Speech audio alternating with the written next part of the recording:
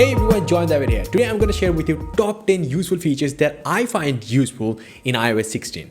But do keep this in mind, I will make a similar video on the iPadOS because iPad is something that I'm using as my current computer. So yeah, definitely you can subscribe to this channel for that. But let's start with the first one. The first one is in settings. Well, when you connect your AirPods, and then you're gonna see something new. Now, this is not something you will need every single day, but I find this is to be one of the most stupidly useful feature and a stupidly useful change that Apple brought to the settings app aside from the slightly tweaked UI. Now, not just that, there is one other thing. In the storage setting, you can actually do this. Like, tell me in the comment section below, have you ever thought about this? This is actually pretty useful. The next one is something that I use very little on the iPhone, but I use a lot on the iPad. But you probably be the one that will find this more useful than me. Now, this one is the quick note. Now, this feature is actually directly borrowed from the iPad. Now, you can access it from the control center. Otherwise, you can't be able to. What it will do is it will let you take a note without opening up the app, and it is far more quicker than anything. And it will also save it in a specific folder in the Notes app, so you can access it in the future. And the third one is related to dictation. I know that there are tons of use cases of this thing, but this time Apple has done one big change in it. The dictation has gotten a massive new way of doing stuff. Now, once you tap the mic button, you can actually continue to talk and convert it to text. Also, suddenly you can stop talking and typing instead and go back to talking again without any tapping in between. This is so seamless that you're gonna love it if you use this every single day. I find it really useful.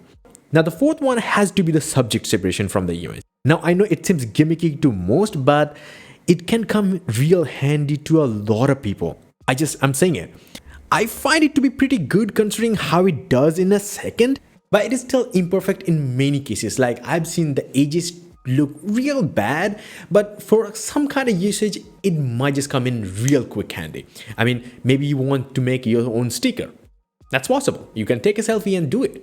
But this capability also brings another feature to iOS. I know this is not going to be a useful feature by any means, but it will still be really interesting and fun. But there is also some other things that are quite a bit useful. I will tell you. The lock screen customization option now allows you to use your photo as the subject and puts a clock behind you. And it does it with any photos. Like this one photo that is taken with my Samsung Galaxy phone. And talking about the lock screen customization, there are so many options just by going into the lock screen customization options. And you have one cool lock screen wallpaper I will talk about it is the weather. Now, it actually changes depending on the time and the weather, which is fantastic. So in case you are inside your office or inside home where you don't have a window to look at, you will always be able to take a look at the sky outside without looking at it. Kind of really good. Now, it's not 100% accurate though. It's kind of 90% accurate because sometimes if the weather is predicting rain and it's still not raining, it will still show raining. I hope you're getting it. Now, if you don't like this, you can also set the moon as your wallpaper, which has some cool animations when you unlock it. That's actually really cool. Or simply, you can just visit my website for some really cool, unique 8K wallpapers. I mean, always you can check the link down below. But that's not only it. You can also change the lock screen clock color, or even the font color, let's call it, which is really crazy cool. Now, the next one is also in the lock screen. Now you can add widgets below the screen. Now, currently not all the apps have this widget option, but it depends on the developer itself. So you don't have to worry. More will come. But one more thing is that you can also add more things right beside the date on top of the clock, which is again really cool. So now you will see more useful infos aside from just typical date. Now, the next one is again in the lock screen. You can have so many different wallpaper pairs. Now, you're probably asking, what is that? So now you can choose, let's say, a Gate Series 1 wallpaper from my website on the lock screen and a gradient or any color for that matter for the home screen, or just simply the blurry version of my wallpaper for the home screen. And that too will all be done from inside the lock screen, which is actually pretty cool. Now, you can also do it from the settings app, but I would suggest you to do it from the lock screen. It's so cool. Now, on top of everything else, you can attach this pair with a particular focus mode. Now, the next one is again in the lock screen, but this time about the notification. There's some good news. Well, now you have 3 new ways to receive notifications and see notifications on the lock screen. I usually keep it hidden so I can swipe up to see the notifications. Plus, there is a thing called live activities. Now, let's say if you set a timer, it will be visible on the lock screen in a way that you can actually interact with it, which is actually pretty useful for me. Now, over time, it will also be used by many other apps aside from Apple's applications like Uber or Lyft. So if Uber is arriving, then you can actually see it from the lock screen. And the next one is gonna be game changer for many.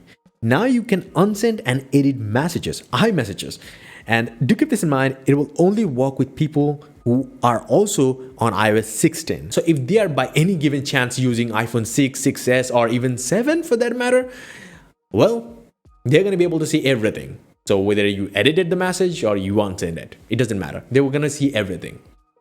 And the same kind of feature is also available on the Mails application from Apple, but I use Gmail, so I just don't really care. But if you care, you can unsend the email in 15 seconds after sending it, or you can also edit it, you can schedule it, and that stuff like that. It just doesn't matter to me. The next one has to be that you can convert stars easily without Safari or Siri's help. Just one tap and it's converted. So now let's come to the next bonus ones, and these are actually pretty cool. The first one has to be in the Siri settings. Now there is one option that allows you to send a text without Siri waiting for a confirmation from you. Now this is actually really helpful for me. Now it will also still give you 5 seconds to cancel it if you want that, but then again, it's really good. Now on top of everything else, if you have 3 dads, like literally in the contacts application, now you can merge them. Like duplicate contacts has their own place. You can go there and just merge them. And the same kind of feature is also available inside the gallery app. So if you have duplicate photos, you can just delete.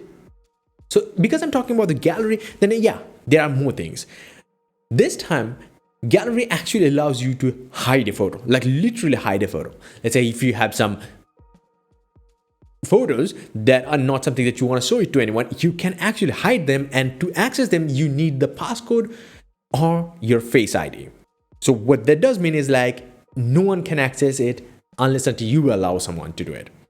The same goes for the recently deleted photos. And just because I'm talking about the deleting the photos and saving the space, well, there is one another thing. We usually take screenshots, right? But we don't need the screenshot for that long. I mean, we just want to send it to somebody and that's it. So in those cases, you take the screenshot, you press the done button, and there will be an option for copy and delete. So that one button will allow you to copy that photo, to paste it anywhere you want, and it also deletes it. So it doesn't take any space in your phone. Now there is one small feature that I kind of like it, but not that much, is that you can actually tap on the search button on the home screen. It is good for those people who are using the Pro Max phones, but not for me. My phone is just pretty small. It's fine for me.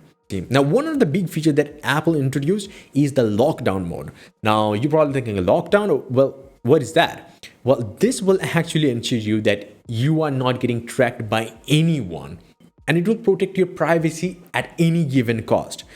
So in that mode, this will restrict a lot of features of the iPhone to protect your privacy.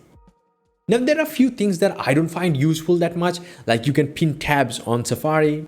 I mean, do you really need that? Let me know.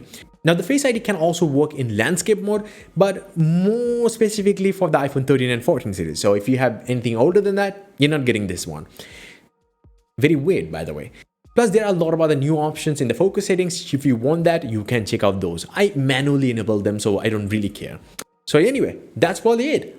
So let me know your thoughts in the comment section below, how happy you are to get the iOS 16 on your device today. And also, which feature is gonna be really useful for you. So yeah, that's about it. If you guys want to see more episodes like this, please hit the like button and definitely do subscribe. Also, visit my website, johndavid.com, link down below. It's for everything tech. You're gonna get all these and more tech news way faster than these videos. Until the next episode, bye and take care.